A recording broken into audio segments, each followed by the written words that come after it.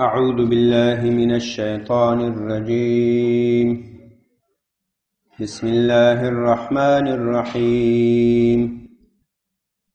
وعنده مفاتح الغيب لا يعلمها إلا هو ويعلم ما في البر والبحر وما تسقط من ورقة إلا يعلمها ولا حبة في ظلمات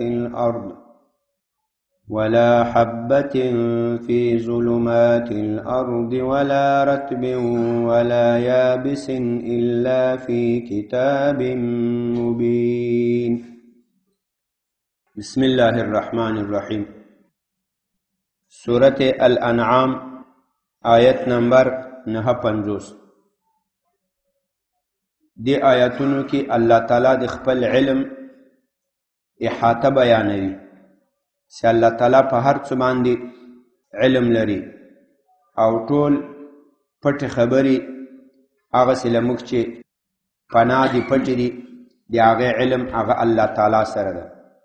الله تعالی فرمایي وعنده مفاتح الغيب لا يعلمها إلا هو. وعنده او الله تعالی سره دي مفاتح الغيب. دي مفاتح الغيب دو معناګانې شوي. یو دا چې دا مفاتح دا جمع دي مفتح ده. مفتح هغه ځای ته وایي چې هغه خلاصیږي، خزانه، مخزن، بینک، کوم ځای چې ته تاله کوي او ته خلاصوي، آن جایی را که تو را قلف میکنی باز میکنی، اما غجی تا مفتح وایی. اغا خزانه ای کانو، اغا بینک وی، اغا جای وی تا التخپل قیمتی سامان آلات ساتلی، مخزن، خزانه. نو که چیرته مفاتح جمع دی مفتح سی دی میم په فتحې په زور سره، نو لدی چې به خزانی مراد سی.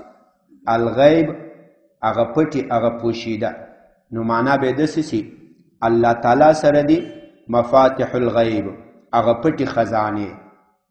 لا يعلمها علم نلري په دې پټو خزانو باندې الا هو مگر صرف همدغه الله تعالی.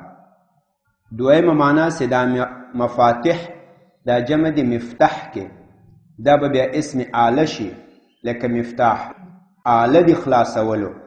لدینه به مراد چابی سی، کنجی، کلید ازی مراد میشه. مفتاح جمع مفاتح دا کلی او چابی کنجی توائی، کلی رمیگه. نو مانا به دستی وعنده مفاتح الغیب، او خاص اللہ تعالی سره دی مفاتح الغیب، دی غیب کنجیانی، دی غیب چابیانی.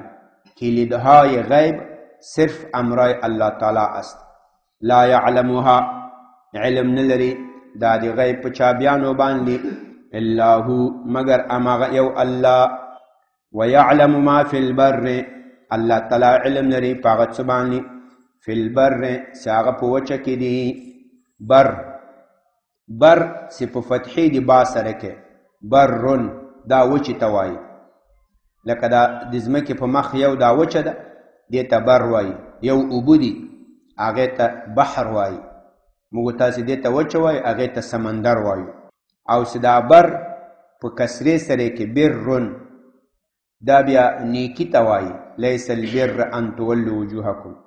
او کدا پا زمی سرے کے برن دا بیا غنمو توائی. نو بر بر پا فتحی سر وچا، بر پا کسری سر نیکی، او برن پا زمی سر غنمو توائی. ویعلم ما اللہ تعالی علم نری پاغت سبانی فی البر صدا پا وچا کری، والبحر او پا سمندر کری، پا بحرونو کری. وما تسقطو او نرالویگی، داما نافیه دا. تسقطو سقطا یسقطو سقوطا رالویدل، لبرن لاند رالویدل. ورقه دا دی ونی پانی توائی، برگ درخت. وما تسقطو او نرالویگی من ورقة یو پان دی ونی الا مگر یعلمها اللہ پاغی علم لری. سی دی ونی یو پان لونی راخطاسی او پزمک الویگی، الله په دې باندې علم لري. دا الله ته معلومه ده. دا ګوره موږ تاسو ته ډېر ورکوټی شی ښکاري، کمزوري خبر ښکاري، خو الله په دې باندې هم علم لري.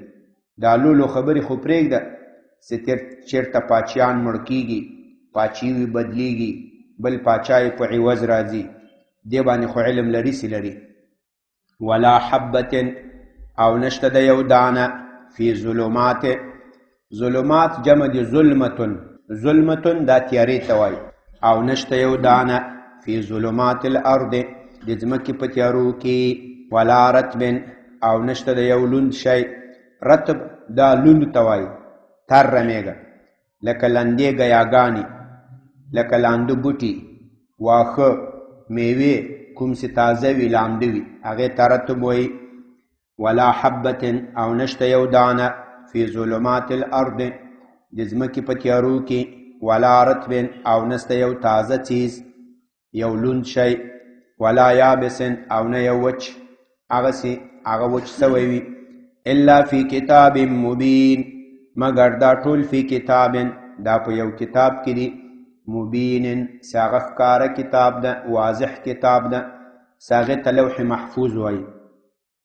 موږ تاسې په دې ایمان لرو چې هر څه چې په دې ځمکه کې دي، که وچ دي که لانده دي، که غټ دي که واړه دي، که په ځمکه دي که په آسمان دي، که انسان سره تعلق ساتي که حیوان وي، په دې ټولو الله په ازل کې علم درلودل. دا ټول الله تعالی په لوح محفوظ کې لیکلي دي. لوح دا بورډ ته وایي، تختې ته وایي، محفوظ ساتل شوی. دا الله تعالی سره هلته یو بورډ ده، دا د ټولو مخلوقاتو تفصیل هلته لیکل شوی ده. موږ په دې باندې یقین و باور ساتو. دغه آیتونه دلیل دي. ولا حبة او نشته یو دانه په تیارو د ځمکې کې، ولا رطب او نسته کوم لانده، ولا یابس او وچ، الا فی کتاب مگر دی په یو کتاب کې چې هغه د لوح محفوظ کتاب ده، مبین داسې کتاب ده چې هغه ښکاره دی، واضح دی، په هغه بلکل ښکاره کتاب ده، په هغو کې څه خفا پوشیدګي نشته. دلته الله تعالی وفرمایل وعنده مفاتح الغیب، الله تعالی سره د غیب خزانې دي، که دا جمع د مفتح کې، یا د غیب کنجیانې دي، که دا جمع د مفتح کې په کسرې د میم سره، مفتح مفتح، که مفتح سی دا به خزانې مراد سی، او که مفتح سی چابیانې کلیانې به مراد سی.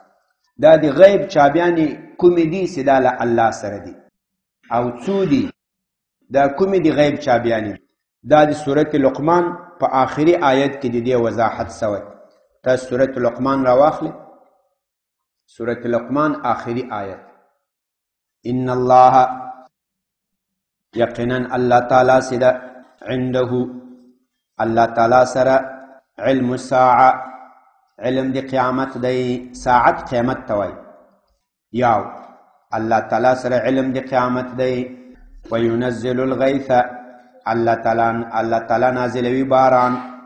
ویعلم او الله تعالی علم لري ما په هغه څه باندې فی الارحام چې هغه په رحمونو کې دي. ارحام جمع د رحم، دا د مور په ګېډه کې چې د بچي کوم ځای ده، بچهدان چېرته چې د مور په ګېډه کې بچی پیدا کېږي هغې ته رحم وایي، جمع ارحام. وما تدري نفس او نه پوهیږي دا یو نفس بشري، دا یو نفس نه پوهیږي، یو انسان ماذا تکسبو چې دی به څه کسب کوي، دی به څه فعل کوي غدن سبا. وما تدري نفس او نه پوهیږي یو نفس بأي ارض تموت چې زه به کومه ځمکه باندې مړ کېږم. ان الله علیم خبیر، یقینا الله تعالی علیم په هر څه علم لري، خبیر خبردار دی. په دې آیت کې 5 خبرې ذکر شوې. د قیامت علم له الله سره ده، باران به کله نازلیږي، او رحمونو کې د مور په ګېډه کې نر بچی ده، ښځه بچی ده، یو ده، دوه ده، مړ ده، ژوندی ده، دا علم الله سره ده. او نفس نه پوهیږي سبا به څه کوم، او نفس نه پوهیږي چې زه به چېرته مړ کېږم، په کومه ځمکه. دا 5 خبرې په دې آیت کې ذکر دي. په صحیح حدیث کې راځي، نبی علیه الصلاة والسلام فرمایي مفاتح الغیب 5، وایي د غیب چابیانې دا 5 دي. ثم قرأ، وایي بیا دا آیت ولوستل. نو د سورت لقمان دا آخري آیت دا د دغه آیت تفسیر ده. الله سره د غیب چابیانی دي. کومې 5 چابیانی؟ دغه د غیب چابیانی الله سره دي. چې دغه 5 علوم دا صرف الله ته معلوم دي. هغه د قیامت علم، دا باران به کله کیږي، او نفس به چیرته مړ کیږي، سبا به دی څه کوي، او په رحمونو د مور په ګېډه کې چې دا څه دي. دې ته مفاتيح الغیب وایي. په صحیح حدیث کې دې تفسیر راغلی. دلته ظاهرا یو سوال جواب کړی په دې 5 خبرو. وای دا خو نن سبا دلته بعضې نور خلکو دا خبرې معلومولی شي، لکه دا د موسمیاتو معلوم وایي، دا هواشناسي والا، چې سبا 12 بجې 1 بجې یا دا ټیم به باران وشي. هغه بیا کله ناکله رښتیا هم په هغې ټیم باندې باران وشي. یا مثال یو څوک ورسي، زنانه ورشي ډاکټر ته، هغه لیبارټري معاینات وکړي، نورو کې تلویزیونو معاینات وکړي، ایسته ورته وایي تا په ګېډه بچی ده، 1 ده 2 دي، نر دي ښځه دي. کله هغه بیماري ورته بیان کړي چې تا دا بچی پیدا سي، په دې کې به داسې بیماري وي، داسې معیوب به وي، پولیو به وي، لیونی به وي، هغه بیا همغسې وي، همسې شي. نو دلته خو الله تعالی وایي ویعلم ما فی الارحام، الله علم لري په هغه څه چې هغه په رحمونو کې دي. نو دا خو د ډاکټر ته هم کله کله علم راغی. یا وینزل الغیث، الله باران نازلوي، الله ته معلومیږي. نو دا خو کله د موسمیاتو والو خبر ورکړي. تاسې دې قصې باندې ځان پوه کړئ. دې صحیح جواب.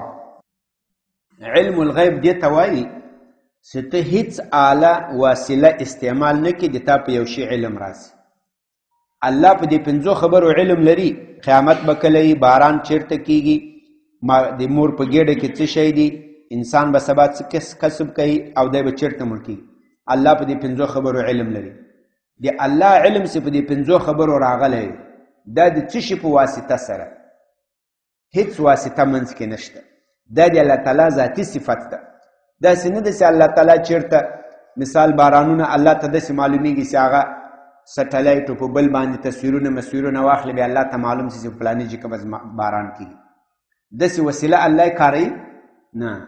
یا الله ته معلومیږي چې د مور په ګېډه کې 1 بچی ده، 2 ده، مړ ده، ژوندی ده، روغ ناروغ ده. الله دلته څه د هغې معایناتو کې بیا معلوم کړي که دا د الله ذاتي صفت ده چې الله ته معلومیږي. دا د الله ذاتي صفت ده. او راغلو انسان چې دا کوم شی ځان ته معلوموي، هغه د ده ذاتي صفت نه ده. همدغه د موسمیاتو وال راواخله، چیرته په کمره کې بند که، ټولې دروازې مروازې سوړي مړي پې بندې کړه، اوس ووایه سبا به څه چل کېږي. هغه به ورته وایي سبا نه، زه اوس له بهر نه یم خبر چې څه چل به کېږي. ته ما پرېږدې زه خپلو مشینونو د هغې شاته کښېنم، شاوخوا وګورم، بیا به زه تا ته درک لګوم. یا دا ډاکټر همداسې راوله، هر څه جنې واخله، زنانه یې مخې ته کښېنه، ووایه د دې څه کیفیت ده. هغه وایي ما ته نه معلومېږي، زه به معاینات کوم، هر څه به کوم، لیبارټري ټسټونه بیا به زه تا ته وایم. دې ته علم بالوسائط وایي. علم بالوسائط، دا علم بالواسطه دې ته علم الغیب نه وایي. دا علم په هغه ذریعه باندې سو، د واسطه باندې سو. اوس خو موږ هم په ډېرو خبرو علم لرو. دا د اوس موږ تاسې یقین لرو چې جنت شته ده، یقین لرو چې جهنم شته ده، صراط شته ده، حوض کوثر شته، سوال و جواب شته. په دې ټولو موږ علم لرو. خو دا علم د موږ ذاتي صفت ته کوم له قرآن و حدیث نه حاصل کړی. علم بالواسطه ته علم الغیب نه وایي. علم الغیب دې ته وایي چې هغه د عالم ذاتي صفت وي. دا یو د الله صفت ده.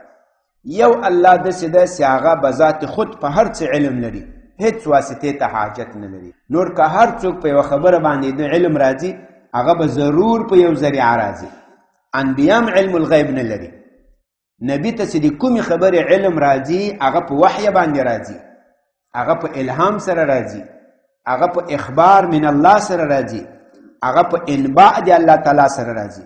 د یو نبی په ذات کې داسې نشته ده چې نبی به ذات خود په هر څه باندې پوه شي. دا د هیچا صفت هم نه ده، دا یو د الله صفت ده. علم الغیب په دې معنا سره ده. دا د الله صفت ده. په دې کې باید مؤمن عقیده وساتي چې هیڅ چاته هم دا صفت ثابت نه کړي. په هیڅ چا به هم ګوري دا ګمان نه کوي چې دا له پلانیو خبرو نه خبرېږي.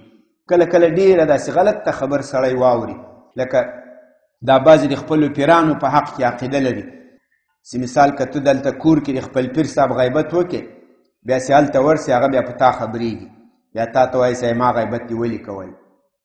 یا بعضې ما خپله له بعضو نه اورېدلي دي، وایي دا پلاني پیر صاحب ته چې ورځې او ته دلته په زړه کې یو خبر را وګرځوې چې زه به له پیر صاحب چې دا پوښتنه کوم، هلته چې ورسې دی بیا خپله درته وایي چې د هغه سوال جواب دا ده.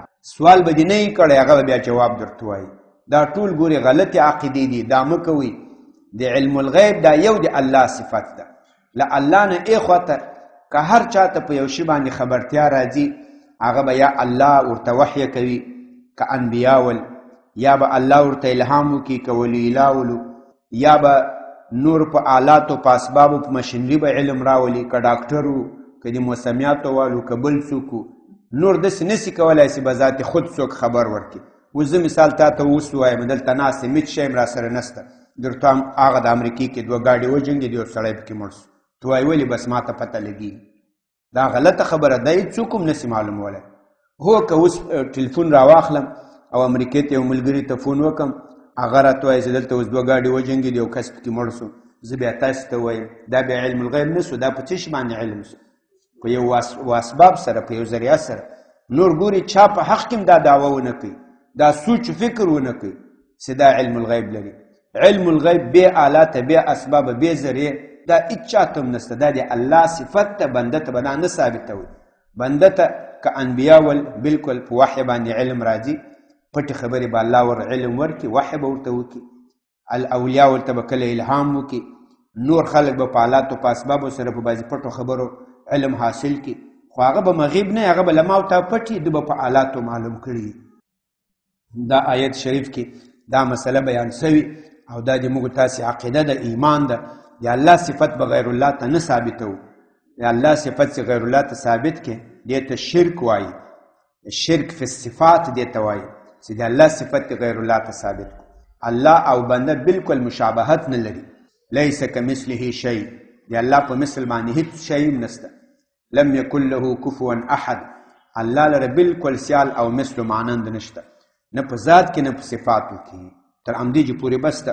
دغه یو آیت شریف چې موږ تاسې ښه زده کړو، دا د موږ تاسې انشاءالله د دنیا او د آخرت سعادت او خوشبختي ده، د عقیدې اصلاح هم پې باندې راځي. سبحان ربک رب العزة عما یصفون وسلام علی المرسلین والحمد لله رب العالمین. یا الله د قرآن کریم ترجمه او تفسیر په خپل حضور کې قبول او منظور کړه. که څه زیادت و نقصان له موږ نه شوی کې معافي وکړه. یا الله عقاید هم د قرآن او د حدیث مطابق برابر کړه. یا الله په عقایدو کې هم له غلطي او له ګمراهي له بدعاتو له خرافاتو نه وساتې. یا الله نیکانو صالحانو مینه محبت هم په زړونو کې پیدا کړي، له غلطو نظریاتو عقایدو نه وساتې. دنیا او آخرت سعادت هم نصیب کړي. دلته یو 2 طالبان دي، د موږ ملګري دي، اپریشنونه یې کړي دي، بیماران دي. دعا وکړئ الله دې صحت عافیت نصیب کړي، الله دې روغ جوړ کړي. نور طالبان موږ تاسو ټولو باندې د الله تعالی فضل و کرم وکړي. الله هم دې په مالونو، په عمرونو، په اولادونو کې خیر و برکت واچوي. الله دې بچیانو لورګان راته نیکان صالحان د سترګو د زړه خوشحالي راته وګرځوي. الله تعالی هم دې له بدو اعمالو افعالو نه وساتي. الله دې اسلامي ملکونو کې امن و امان اسلامي نظام قایم کړي. یا الله څوک چې اسلامي ملکونو کې شر و فساد فتنه غواړي، ته هلاک، تباه، برباد، نابود کړي. وصلی الله تعالی علی خیر.